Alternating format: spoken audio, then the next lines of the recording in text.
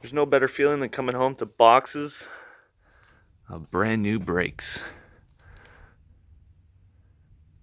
Let's bring them in the shop and open them up.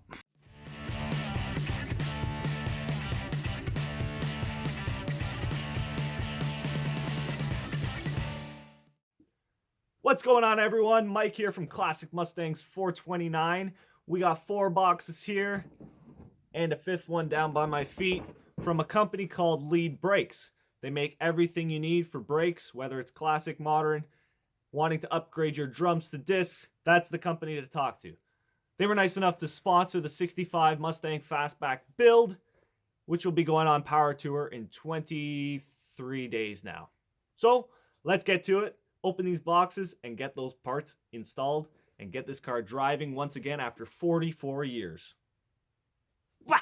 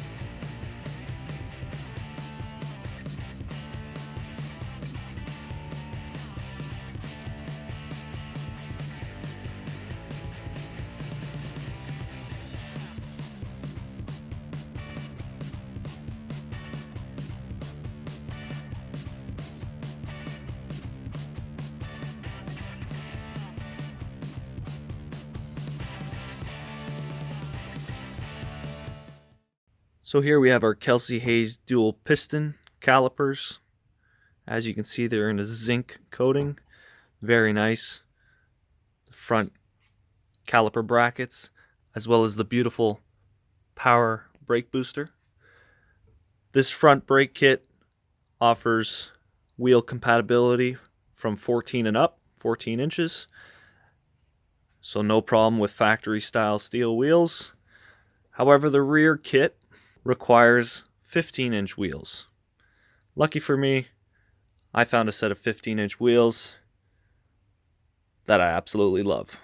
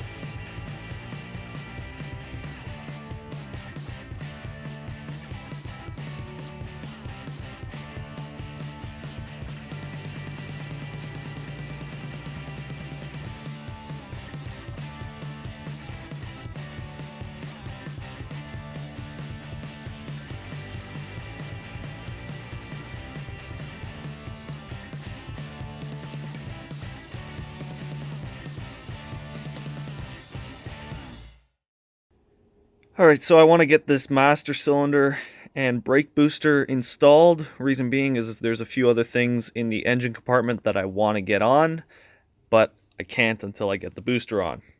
A few of those are chassis stiffening products and also suspension. So I want to get this in place, which will include me having to bleed the master cylinder and securing the brake booster to the firewall, as well as adjusting the push rod to the pedal. So let's get to it.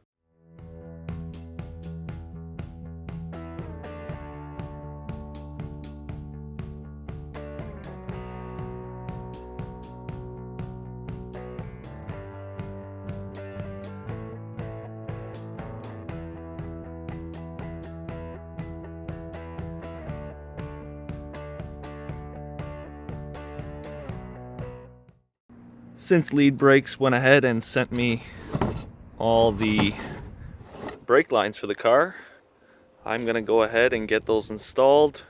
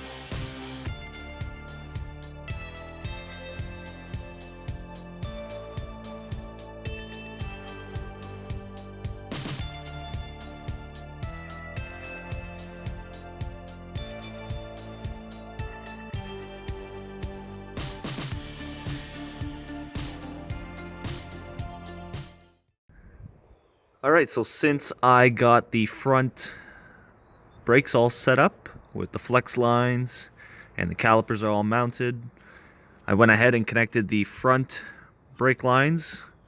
So now, if I wanted to, I can at least allow the fluid to go down to the calipers themselves.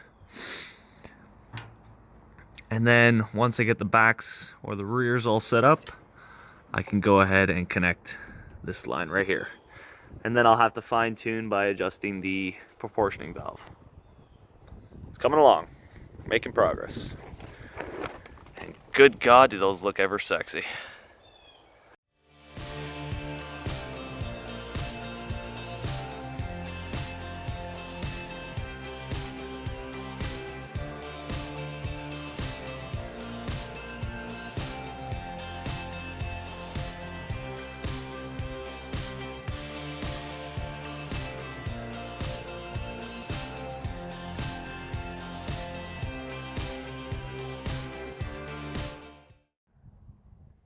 So I pulled the passenger side axle and drum assembly off, and I wouldn't even call it fluid anymore.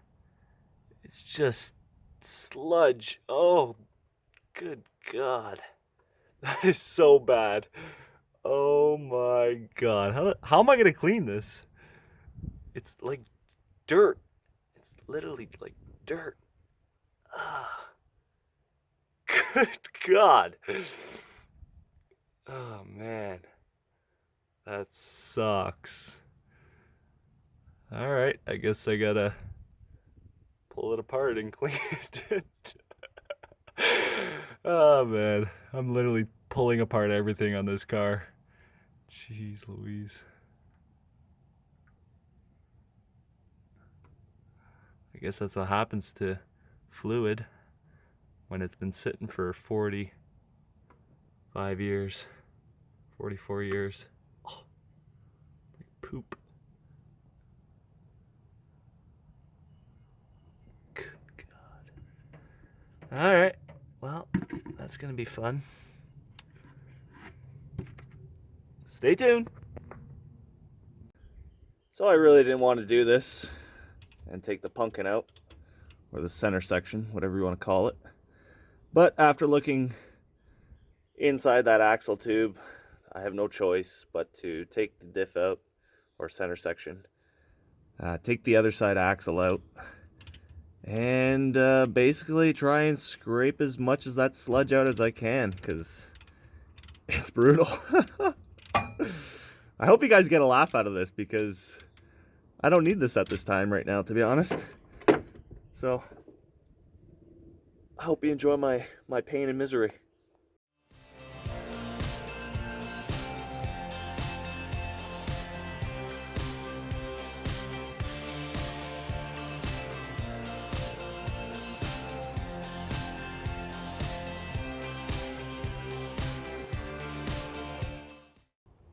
Alright, so got the driver's side axle and drum brake assembly off.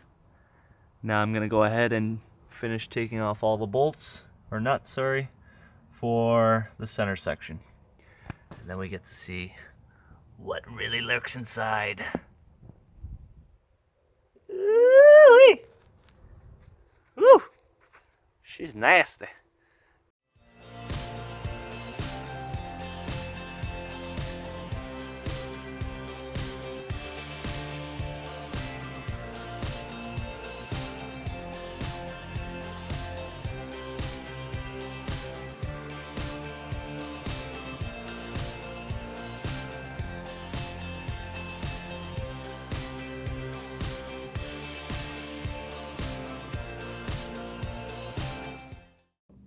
Well, that's always good.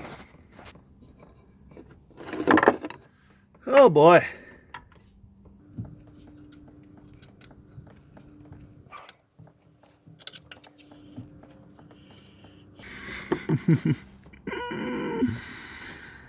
Yay! Got lots of water in there.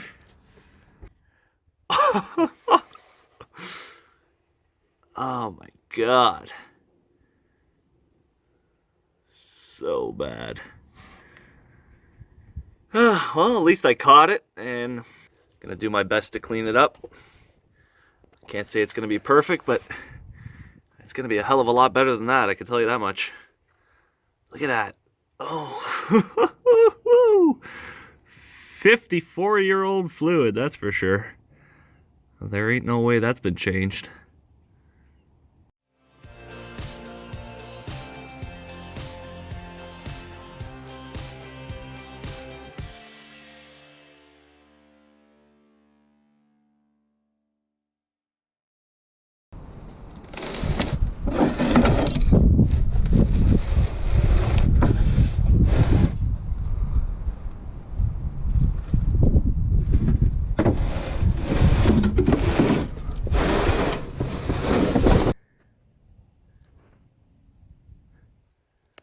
And to think I actually wasn't gonna check the diff. Oh boy. Alright, well, time to clean it off and see what we can make of it. Because I don't have a center section for this car. So this one's gonna have to do. Pray to God it works. Or else, I guess I'm gonna have to buy one. But let's hope not. So here we go. Alright, well this sucks. This sucks. So I guess this part of the gear was underwater while it was in the housing.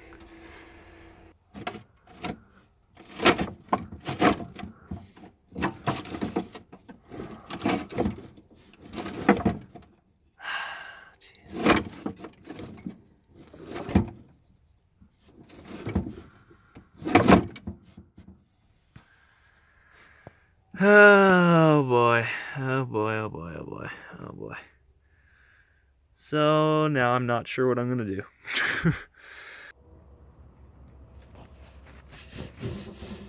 Alright people, that's what we got. That's what we're dealing with here. Holy chunky. Chunky monkey.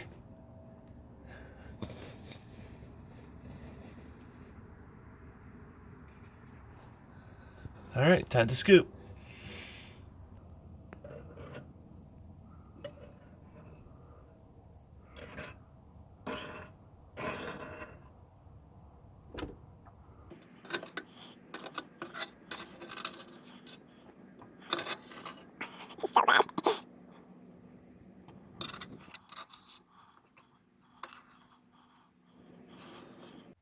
Alright, so got the axle tubes, or an axle housing, all nice and clean.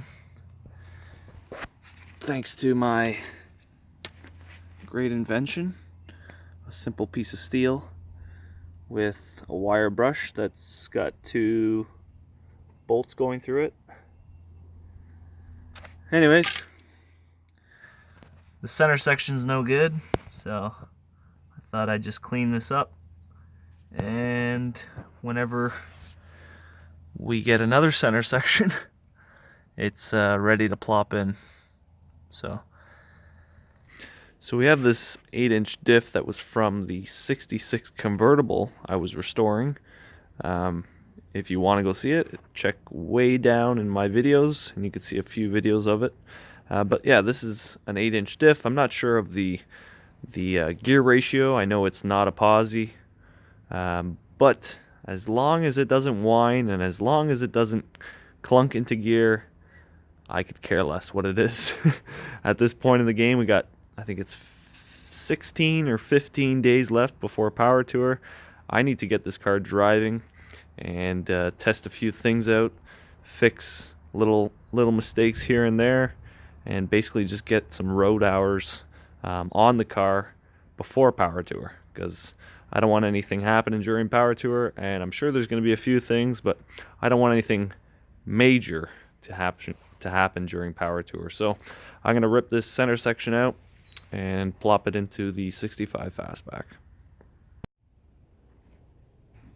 Alright, so what should have been a 5-minute job to get the axles out now turned into probably an hour plus. Actually, I had to heat where the bearing sits. Didn't matter what I did with a hammer, sledgehammer, with the wheel on it, hitting the backer plate, nothing would release that bearing from inside the tube. So a little bit of heat, and sure enough, 2 taps and it's out. Have to do the same to this side, and then I can take the center section out.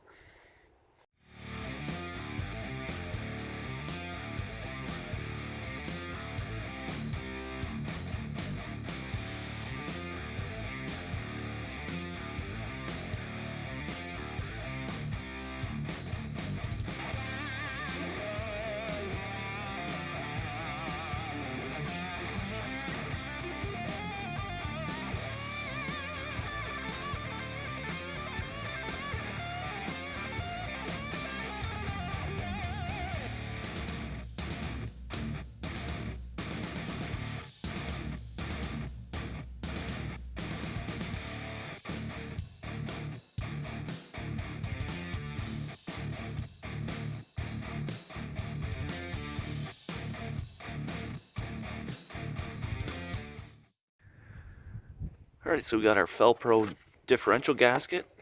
If you need a part number, that's the one there for the 8-inch. I'm going to go ahead now and get it installed.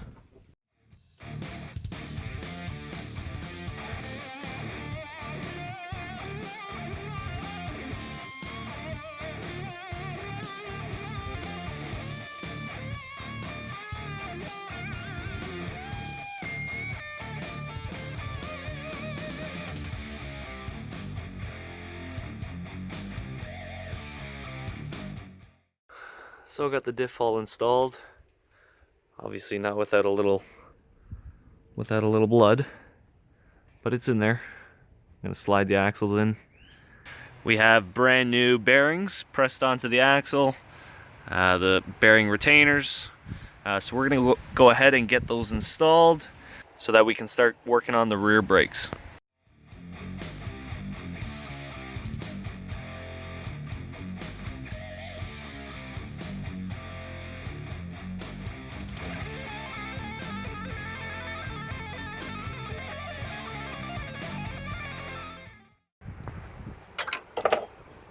Alright, new seals all installed, ready for the axles. Let me just slide this bolt through here. You can see our lowering blocks in place, and a few other goodies which you're going to see in future episodes. Anyways, let's get these axles in and start with the rear brakes as well.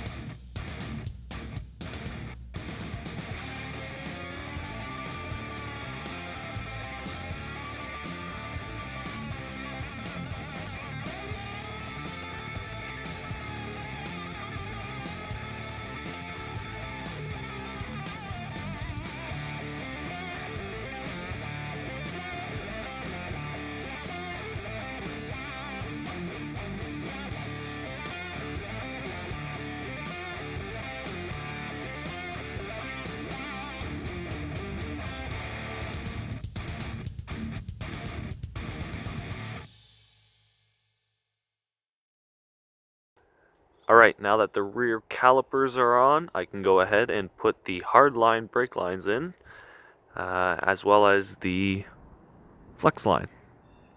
So I'm going to get this in, and then we'll be ready to bleed the brakes.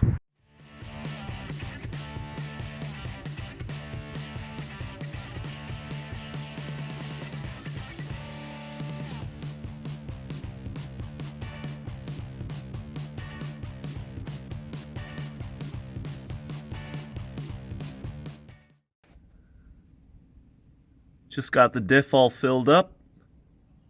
Slowly coming along. I guess I have to do U-joints and something with the exhaust.